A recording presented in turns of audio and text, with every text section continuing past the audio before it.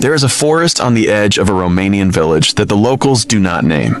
Not because they fear it, but because naming something gives it shape. And this forest has no shape. It shifts.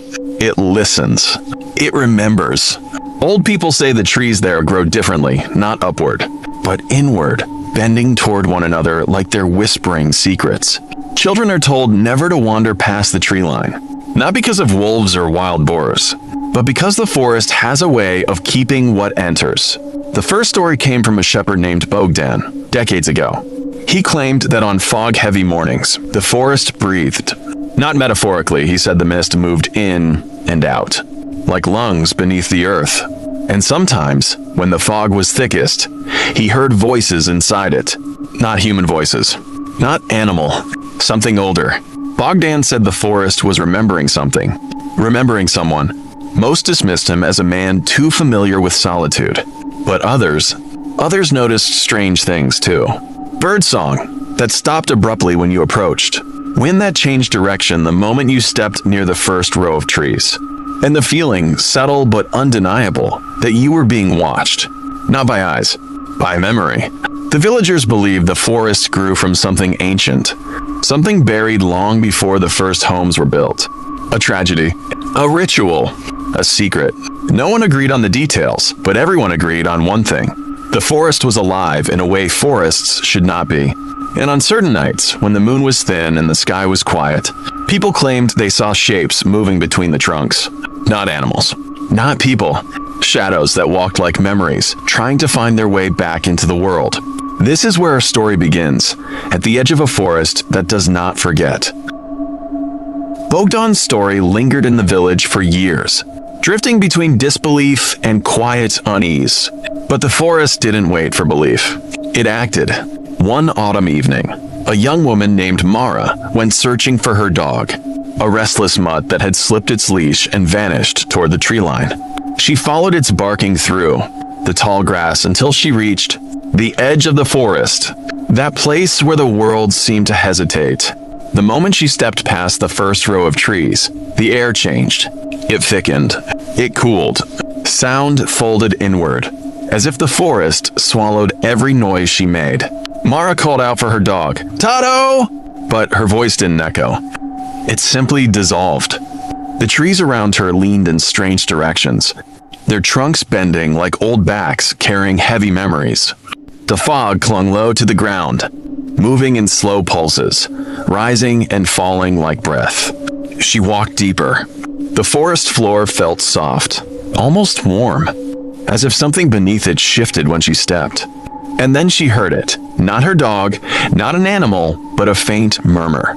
A whisper. "Remember." It came from everywhere and nowhere, threading through the fog like a memory trying to speak. Mara froze. The whisper grew clearer, forming fragments of words she couldn't fully understand. "Remember." They sounded old. Older than the village.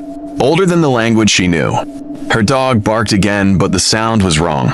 It echoed from a direction she hadn't walked toward, a place deeper inside. She turned, trying to follow it, but the trees seemed to shift around her, subtly rearranging themselves. Paths that had been open moments ago now curved away. Branches leaned down like arms blocking her way. The forest wasn't trapping her. It was guiding her. The whisper rose again, threading through the fog, brushing against her ears like cold fingers. "Remember." And then she saw it. A shape moving between the trunks. Not an animal, not a person. Something tall, thin, and impossibly still, as if carved from the forest itself. It didn't approach. It simply watched. Mara felt her breath catch, not from fear, but from recognition. A strange, impossible sense that she had seen this shape before, not in life, but in dreams, in stories, in the quiet moments between waking and sleep. The forest remembered her. And now, it wanted her to remember something too. Mara stood frozen between the leaning trunks, her breath shallow, her pulse loud in her ears. The tall, still shape did not move. It simply existed like a memory given form. Totto barked again, closer this time. She turned toward the sound. but the fog thickened, rising in slow coils around her legs. The whispering returned, threading through the mist, brushing her skin like cold breath. She forced herself forward. The forest shifted with her steps. Branches lifted. Roots sank deeper. The path opened just enough for her to pass, closing quietly behind her like a door she would not be able to find again. She called for Totto again. Totto! And this time, the forest answered. Not with words, but with a sound. A low, resonant hum that vibrated through the ground, through the trunks, through her bones. It felt familiar, like something she had heard long ago but forgotten. She reached a small clearing. Totto stood in the center, silent now, staring at something half buried beneath a curtain of moss. Mara approached slowly, her breath catching as she brushed the moss aside. It was wood, old wood, carved, a fragment of a door. The markings etched into it were faint, worn by time, but she recognized the pattern, a spiral of lines, looping inward like a memory folding into itself. She had seen this symbol before, on an old tapestry in her grandmother's house, on a stone near the riverbank, on the wall of the abandoned mill outside the village, a symbol that appeared in places no one could explain. Bogdan, the shepherd, had spoken of it too. He said the forest carried the mark of something, buried long before the village existed, something that wanted to be remembered. Mara touched the carved spiral. The forest reacted instantly. The fog surged upward, swirling around her in a tight circle. The trees groaned, bending inward as if bowing. The hum deepened, vibrating through her chest, and the whispering became clear. Not words, not language, but emotion, grief. The forest was remembering a loss. Totto whimpered and backed away as the ground beneath the carved door shifted, rising slightly as if something beneath it was waking. Mara stumbled back, her heart pounding, her breath sharp. The tall, still shape she had seen earlier now stood at the edge of the clearing. Closer, clearer, watching, not threatening, not approaching, waiting, as if it had been waiting for her specifically. The forest remembered her, and now it wanted her to remember what it had lost. The ground beneath the carved door continued to rise, slow and deliberate, as if something beneath the soil was pushing upward. Mara stepped back, pulling Totto close, her heart pounding in her throat. The forest's hum deepened. It wasn't sound anymore, it was pressure, a weight settling over her shoulders, urging her to listen. The moss-covered fragment lifted fully from the earth, revealing not just a door, but the top of a structure buried beneath the roots.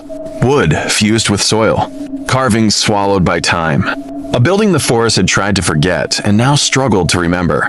Totto whimpered, ears flat, staring at the rising shape. Mara knelt, brushing away more moss. Her fingers traced the spiral symbol again, and this time she felt something beneath it, a pulse.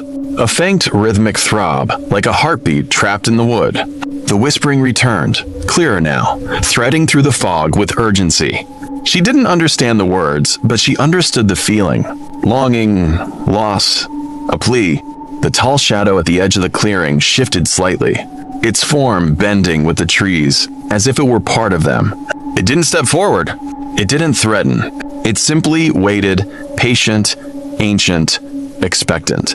Mara swallowed hard. Her grandmother had once told her a story about a house swallowed by the forest, a place where a family had vanished during a winter storm decades before Mara was born. People searched for days, but the house was gone. Not destroyed, not collapsed, just gone. The villagers said the forest took it, not out of malice, but out of grief. Mara stared at the rising structure. Was this it? The lost house?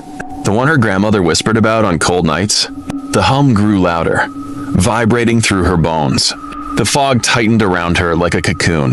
The trees leaned inward, forming a circle around the clearing. The forest wasn't showing her a ruin. It was showing her a memory it had kept buried for decades. Totto barked sharply, pulling her attention to a crack forming along the wooden surface. Light seeped through, faint, warm, impossible. Mara reached out. The moment her fingers touched the glowing crack, the forest exhaled. The fog surged outward. The trees groaned. The hum snapped into silence, and the buried house opened its memory to her. Light spilled from the crack in the buried house, warm and trembling as if it were struggling to stay alive. Mara shielded her eyes. Totto pressed against her leg, trembling. The forest held its breath. The wooden surface shifted, splitting open like an old wound. Inside, she saw not rooms, not furniture, but memories. They moved like silhouettes behind fogged glass, blurred figures walking through a home that no longer existed. A woman carrying firewood, a child laughing, a man closing the door against a winter storm. They were not ghosts. They were echoes. The forest wasn't haunting her. It was remembering them. The hum returned, softer now, almost gentle. The trees leaned inward, not in threat, but in mourning. Mara stepped closer. The figures inside the house flickered, repeating the same motions the last moments before the storm that swallowed them. She watched the man brace the door, the woman gather blankets, the child curl near the hearth. Then the memory shifted. The storm outside grew louder. Wind howled. Snow slammed against the walls. The family huddled together. And then, the house shuddered. Not from wind, but from the roots. The forest pulled it downward, wrapping it in soil and moss, taking it whole not to destroy it, but to keep it, to preserve what the world had forgotten. Mara felt tears sting her eyes. The forest wasn't a monster. It was a grave, a guardian of memory, a keeper of the lost. The light dimmed. The figures faded. The crack in the wood began to close. Totto whimpered, nudging her hand. The tall shadow at the edge of the clearing bowed its head, a gesture of farewell. Mara whispered, barely audible. I remember.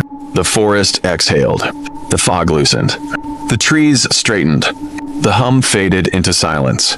The buried house sank gently back into the earth, the spiral symbol glowing once, then disappearing beneath moss and root. The forest had shown her its grief, its memory, its truth, and now it let her go. Mara took Totto into her arms and stepped back through the trees. The path opened for her, guiding her out with quiet respect. When she reached the edge of the forest, the wind returned. Birdsong resumed. The world felt lighter, but she knew one thing with absolute certainty. The forest remembered, and now, so did she. Thank you for watching. If this legend stayed with you, remember to like the video. It helps the archive grow. And if there's a story, myth, or mystery you want to hear next, tell us in the comments. Your suggestion might become the next chapter.